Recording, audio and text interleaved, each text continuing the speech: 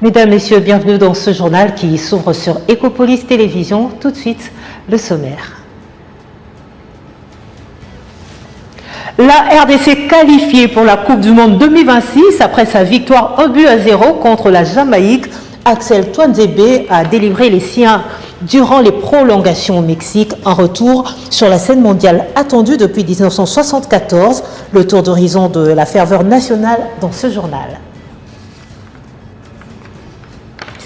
Démenti formel de la famille Kengo sur l'annonce prématurée du décès de l'ancien président du Sénat, Léon Kengo Adondo, une rumeur persistante amplifiée par l'ambiance du poisson d'avril. Sa fille, la députée Marie-Claire Kengo, fustige une légèreté numérique aux conséquences graves.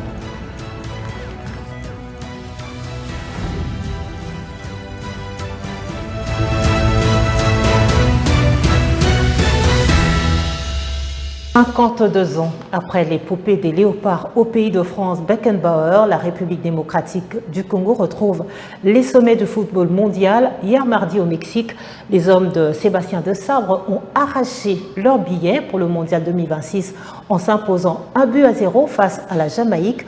Un coup de tête salvateur d'Axel Tuanzebe en prolongation qui propulse tout un peuple dans l'allégresse. Retour sur ce match de légende. Les Léopards de la République démocratique du Congo joueront la Coupe du Monde 2026 après 52 ans d'absence. Ils ont éliminé ce mercredi 1er avril les Reggae Boys de la Jamaïque sur le score d'1-0.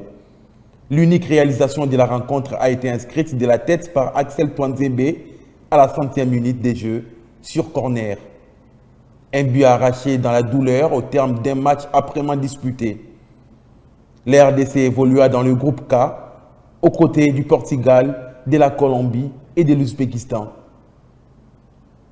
Lors des barrages africains, les Léopards avaient réalisé un parcours remarquable en éliminant successivement le Cameroun, puis le Nigeria. Cette qualification historique a coïncidé avec une pluie qui s'est abattue sur la ville de Kinshasa, perçue par plusieurs supporters comme un signe de bénédiction. En 1974, pour rappel, les Congolais, alors zaïrois, avait été éliminé au premier tour avec 14 buts encaissés après l'ère défaite face au Brésil, à l'Écosse et à la Yougoslavie.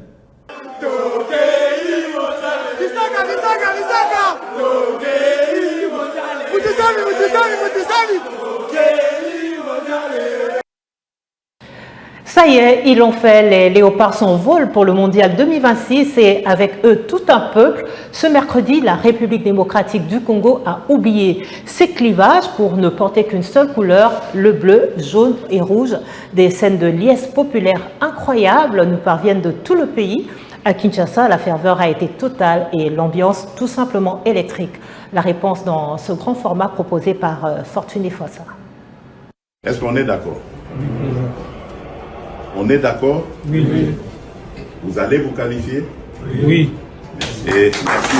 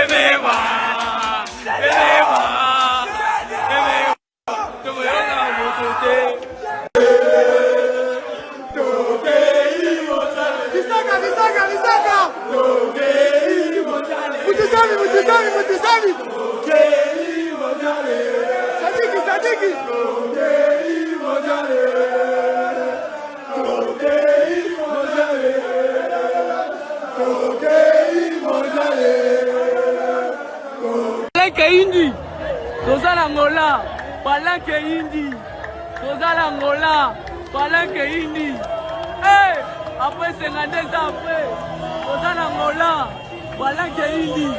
Aux Angola, qui va monter là au téléphone, qui va, baby, baby, baby, baby.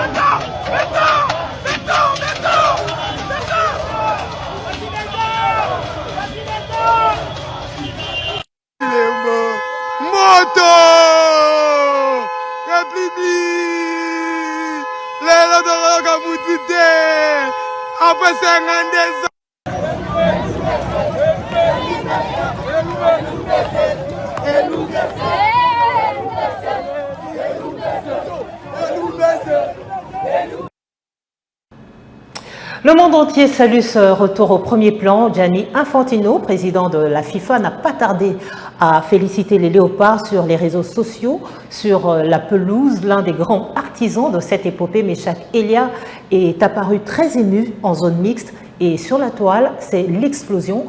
Les youtubeurs congolais comme étrangers ont vécu ce match avec une intensité rare. Beaucoup prédisent plutôt déjà que les léopards seront l'équipe surprise de ce mondial mexicain, américain et canadien. Suivez. Félicitations aux léopards de la République démocratique du Congo. Vous étiez si proche d'y parvenir ces dernières années et votre admirable persévérance est enfin récompensée. Nous sommes enchantés que vous participiez à la Coupe du Monde de la FIFA, la plus spectaculaire de l'histoire, au Canada, au Mexique et aux États-Unis. Félicitations, bravo et à tout bientôt. Bye. yango tolobeke tokolâche te tokende yango ntina suka nzambe asali grâce biso base na banouveau joueur baye énergie ya sika te lelo toke coupe du monde donc mpo na nga naza émotionné nayebi même mpe eloni na koloba merci nasengi d'abord nzambe merci et nasengi merci na tout le peuple congolais et puis na chef de l'état eza Fati Beton batika biso te ozomona na bino bajournaliste nasengi bino merci même si bacritique tondimaka eza mosala nyonso kokola il faut accepter critique. Si le Congo se qualifie en Coupe du Monde, ça sera pour moi la qualification en Coupe du Monde la plus difficile de l'histoire. Et je pèse mes mots. Je pèse mes mots, les gars. Ils sont tombés dans un groupe déjà qui n'était pas facile. Faut le dire, les gars. Dans un groupe qui n'était pas évident. Dans ton groupe, t'avais des équipes enfin, c'était un groupe assez relevé de manière générale. Tu devais tenir tête au Sénégal, quasiment sur toute la phase de groupe. Pour pouvoir avoir cette possibilité de finir meilleur deuxième, déjà, pour commencer. Et puis juste derrière, voilà, tu te tapes le Cameroun, la meilleure équipe du continent dans l'histoire, et le Nigeria, l'une des meilleures équipes du moment sur le continent africain. Et puis juste derrière, tu fais les barrages intercontinentaux avec voilà, une équipe de Jamaïque qui est pas mauvaise, les gars. Faut pas se mentir, elle est pas mauvaise. Alors attention, je pense que le Congo est largement au-dessus. Sénégal, on soutient le Congo. Voilà, c'est comme ça. Demain, ils affrontent la Jamaïque. Tout le Sénégal, on soutient le Congo. Pourquoi? C'est aussi simple que ça. En fait, ces derniers temps, quand on les a affrontés, en fait, au début, on se charriait, voilà, ils nous charriaient, etc. Mais c'était bon enfant. C'est ça, ça reste du football, c'était bon enfant. On a joué là-bas et je vous promets, j'ai jamais vu une ambiance comme ça. Moi, comme je vous ai dit, pendant la CAN, avant même la CAN, j'ai dit, depuis qu'on a gagné contre Congo là-bas, là, on perdait 2-0, on a gagné 3-2, je suis plus inquiet. Voilà, j'ai plus peur de qu'un terrain. La fête ne fait que commencer, les léopards sont de retour dans la cour des grands. C'est désormais officiel, le pays s'arrête pour célébrer ses héros. Suite à l'historique qualification des léopards pour le mondial 2026, le ministère de l'Emploi et du Travail a publié un communiqué. La journée de ce mercredi 1er avril a été déclarée chômée et payée sur toute l'étendue du territoire national, une décision qui permet à tout un peuple de savourer cette victoire éclatante. Clamédine Daya pour les détails. Suite à la qualification de l'équipe nationale et de la qualification de nos léopards à la Coupe du Monde 2026, le ministre de l'Emploi et Travail informe l'opinion nationale que la journée du mercredi 1er avril 2026 est déclarée chômée et payée sur toute l'étendue du territoire national. Cette décision exceptionnelle s'inscrit dans la volonté de son Excellence Félix Antoine Tshisekedi Tshilombo, président de la République, chef de l'État et du gouvernement de la République dirigé par son Excellence Madame la Première ministre Judith Suminwa Tuluka, afin de permettre à la population congolaise de célébrer dans l'unité, la ferveur et la fierté nationale. Et puis cette mise au point nécessaire ce soir concernant le patriarche Léon Kengo Adondo. Depuis la nuit dernière, une information erronée relayée par certains supporters digitaux annonçait à tort son décès. Un démenti formel vient d'être apporté par sa famille. Le patriarche se porte bien. L'honorable Marie-Claire Kengo fustige la propagation de cette rumeur infondée et appelle au respect de la dignité humaine. Anticiper, ne pas subir. En République démocratique du Congo, la société civile éducative se met en ordre de bataille alors que le pays prépare sa nouvelle stratégie sectorielle pour la période 2026-2030. Les organisations dont la Coalition nationale de l'éducation pour tous en RDC se sont réunies à Kinshasa pour peser sur les futures réformes. Objectif, une voie commune pour une école plus inclusive. C'est un tournant décisif pour l'école congolaise. À Kinshasa, la Coalition nationale de l'éducation pour tous, Connect RDC, a réuni les forces vives de la société civile le 27 mars dernier. L'enjeu est de taille, nous sommes à la fin du cycle stratégique actuel. Il s'agit maintenant de dessiner les contours du plan intérimaire 2026-2030. Pour ces acteurs de terrain, pas question de rester spectateurs. 5 piliers au total ont cristallisé les débats, à savoir la motivation et la carrière des enseignants, la qualité des apprentissages, le genre et l'éducation en zone de crise, la gouvernance du système et bien sûr le nerf de la guerre, le financement. Sur le front des urgences, l'accent est mis sur la protection des plus vulnérables. En fait, notre sous-groupe travailler sur le genre et inclusion dans de l'éducation en urgence. Il est vrai qu'en urgence, on essaie de faire les choses pour ramener tout à la normale. Mais on a beaucoup d'obstacles qui rencontrent tous ces groupes de personnes dites vulnérables pour accéder à l'éducation à ce moment-là. C'est des tares structurels. Parce que lorsqu'on avait déjà planifié l'éducation, on n'avait pas pensé qu'il y aurait de pareilles situations et que lorsqu'il y a une urgence, il est important de bien identifier les groupes spécifiques. Il est important de tenir compte de leurs besoins spécifiques dans la mise en place du projet et lors de la mise en place et lors de l'évaluation. Cette concertation n'est pas qu'une simple réunion de plus. Elle a permis d'établir une feuille de route claire pour la prochaine pré-revue sectorielle. Désormais, les réalités des provinces seront remontées de manière structurée pour que la voie de la base atteigne les sommets de l'État. Pour les leaders de la CONEPT, cette dynamique est la clé d'un dialogue efficace avec les autorités. Alors, cette réunion, nous l'avons dit au début lors de l'ouverture, que les membres des organisations de la société civile devraient réfléchir pour participer convenablement à l'écriture de la stratégie intérimaire de l'éducation et de la formation. Et ici, nous venons de recevoir les éléments qui viennent de la base. C'est-à-dire qu'ici, nous avons réuni les amis qui travaillent au niveau des écoles, qui travaillent au niveau des provinces, qui travaillent aussi au niveau national. Et tous ensemble, nous avons pensé ce qui se passe réellement au niveau de notre système éducatif. Et donc, nous croyons que tout ce que nous avons rassemblé, nous allons les déverser pour que l'écriture de notre stratégie puisse tenir réellement compte des besoins réels de la population. Plus qu'une simple contribution technique, c'est une ambition politique qui s'exprime. Celle de bâtir une école congolaise résiliente, capable de garantir à chaque enfant, peu importe son contexte, un accès durable au savoir. Quel avenir pour les diplômés de Mbuji-Mayi au collège Saint-Alfred Ier? La réponse se trouve dans la pratique. En organisant plusieurs sections techniques et générales, l'école mise sur une immersion concrète pour préparer ses élèves aux réalités du marché de l'emploi, de la théorie du terrain. Notre rédaction a poussé les portes de ce complexe scolaire d'excellence. Reportage. Lier la théorie à la pratique Voilà l'objectif poursuivi par Henri-Pascal Tchibelou, préfet des études au collège Saint-Alfred Ier. Pendant cette période de vacances, l'homme a programmé les séances pratiques à son école.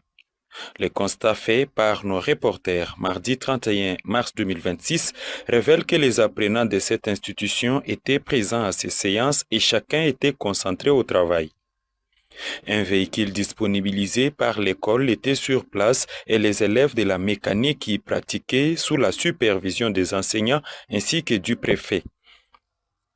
À l'esplanade de l'école, on pouvait apercevoir les élèves de l'électricité qui travaillaient sur les installations électriques de différentes formes.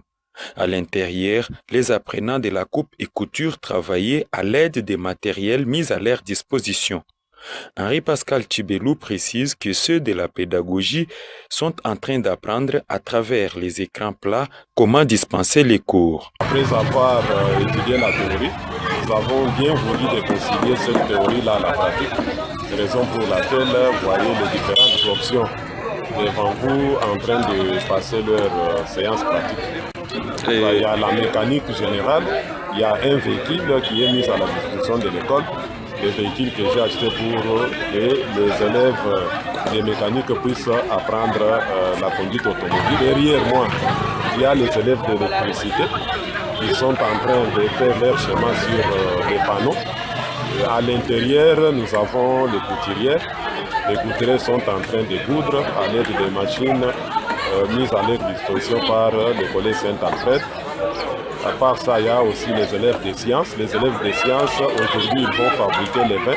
Après avoir préparé la créoline la fois passée, ainsi que les savons, aujourd'hui, c'est le tour de la préparation des vins. Les pédagogues sont là devant les écrans plats. Ils sont en train de visualiser les enseignements à travers les différentes provinces, à travers les différentes régions. Donc, ils sont là, à l'intérieur, dans leur salle de classe, en train d'apprendre.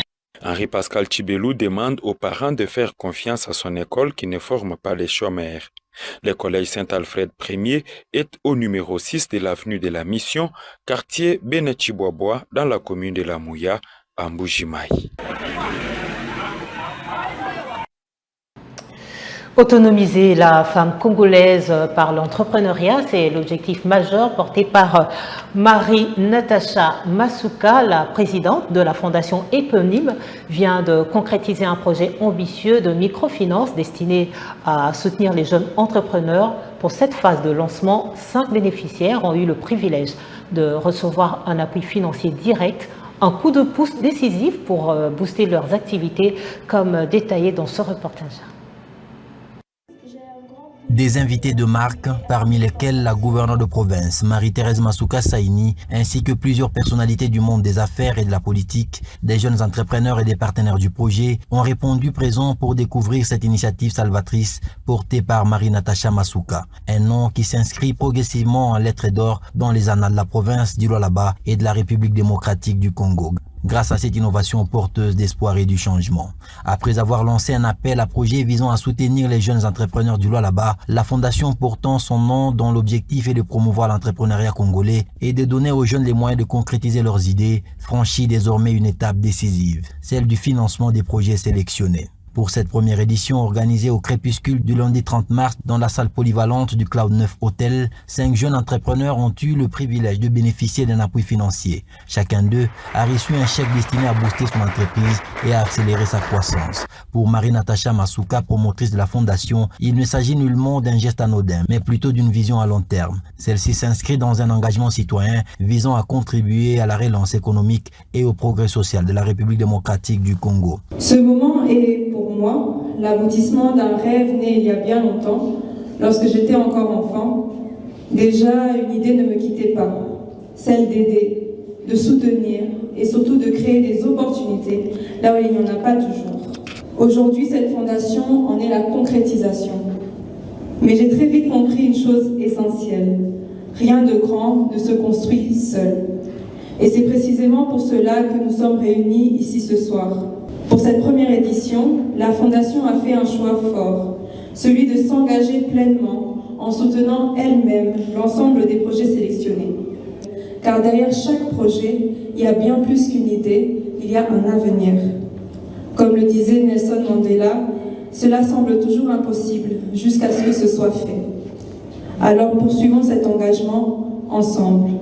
Sensible à cette initiative louable, l'assistance a spontanément contribué avec une cagnotte significative afin de soutenir les actions futures de la Fondation. À cette occasion, Marie-Natacha Masuka invite les jeunes et les porteurs d'idées à soumettre leurs projets afin de tenter leur chance et de donner vie à leurs ambitions entrepreneuriales. Paris gagné pour le projet Kinelinda sur l'axe Ngaba-Kimwenza. Les travaux de modernisation de la voirie urbaine sont terminés. Cette route, autrefois impraticable, offre désormais une circulation fluide, facilitant ainsi l'accès vers l'université de Kinshasa et les quartiers périphériques. C'est un jalon important pour le développement des infrastructures de base, dont la capitale. Satisfaction des riverains, notre équipe a recueilli sur place quelques témoignages. Moi, très ravi avec ce que le chef de l'État est en train de faire. Parce que ici, à l'époque, Ezaki macadamisé. Donc, pour le moment, tout suit en gros, donc, on sait que la bataille est ma casse. Et qui quitte Dimitri Victoire, dans un moment, route secondaire, moi, vraiment. C'est un peu. On a plus de 150 euros. Ah, vous avez qui donc, moi, écoute, au côté, boina, que tu veux ça. Ah, la qui poto, ma casse, donc, moi, été. C'est pour les commis, toko, ma casse, toko, pour soin. Toza qui toko, penza, toza, pena, l'aise, dérangement, ça. Batte, pena, béto, pena, ma casse, donc, pena, béto, penza, donc, pena, fatigue, béto, y a des charges, na biso. Et que tu. Nanga bakuna aumela avana na ngwende na ye abakisela epena nikolo tuku samasa avanda na epena aseli biso pena musa itoko zaki fotopoto makasi donc il y a pas kota na passe so la ticket moko tezaki toko makasi zele komi bien kakile ba komo kota komo teka teka ba pour ne tozali mane zero makasi kwa bonseli biso presse c'est ba béton d'après ce ba parti béton a oumela na ye abakisa so ba mbula to voter sumba ya kozoleka to voter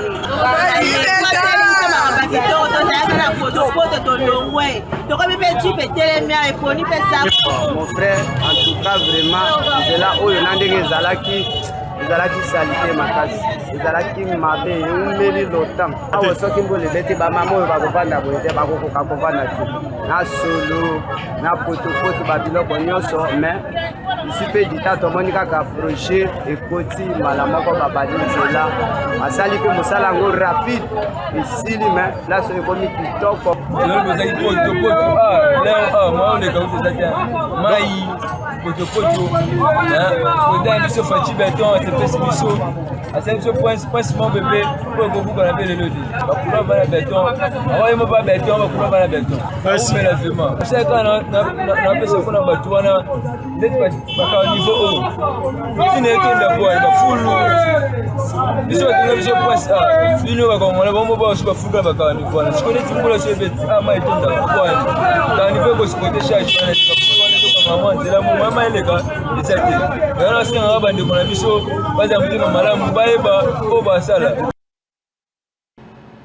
Infrastructure toujours, désengorger le trafic et faciliter la mobilité dans la commune de Kalamou, c'est l'objectif du nouveau chantier lancé dans le quartier Yolo Sud. Un raccourci stratégique est en cours de création pour relier l'avenue Ouagenia directement à l'avenue de l'Université. Ce projet très attendu par les riverains et les automobilistes fatigués par des embouteillages à répétition entre dans sa phase active avec le déploiement des premiers engins de génie civil.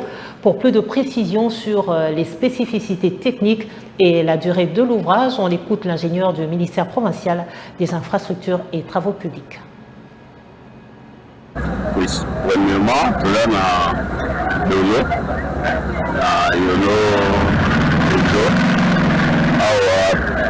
na avenue Ouagenia et Dimitri Université et tout na Kimwenza. Donc projet la biso et Kimwenza. Parti au Kimwenza beba qui ngamu ya côté terrain, ngamu ya makala ya tofali, jusqu'au ngamu côté ya Kalam de Togo Kenya. Si Avenue Victoire. Bon, d'abord, côté Tozana Caniveau, il y a section, il y a 80 et 100. Donc, profondeur, il y a 100. Il y a 80. Nous sommes sensibilisés à Batou pour utiliser l'ouvrage. L'État ici, il y a un bon délai, il y a un ouvrage qui permet pour la drainage à maille. Au moins, que le maille côté à caniveau, quand on a un foule, on a un plastique, tout ça est bouché par caniveau. Dans le bout de joie, au moins qu'il y a une inondation, ma femme nous côté à maille. Alors, il faut toujours population avec des autres musiques pour que tombe là-bas pour le développement. Toujours tomber pour que l'épanouissement quartier est développé, commune et puis faciliter la circulation. Alors, il y a des agents pour utiliser un bien. La population va protéger et puis va télémer là. Bateau va détruire. Moni, et là, on va tout le sous. On va boire, on va s'arrêter. On va observer que parce qu'il y a un salade, inondation aussi la tête, débordement vraiment et côté à ma femme, c'est tout ça, pas dans la vigilance. C'est ici que s'achève ce journal. Merci d'avoir été avec nous. L'actualité reste en continu sur Ecopolis Télévision. Au revoir.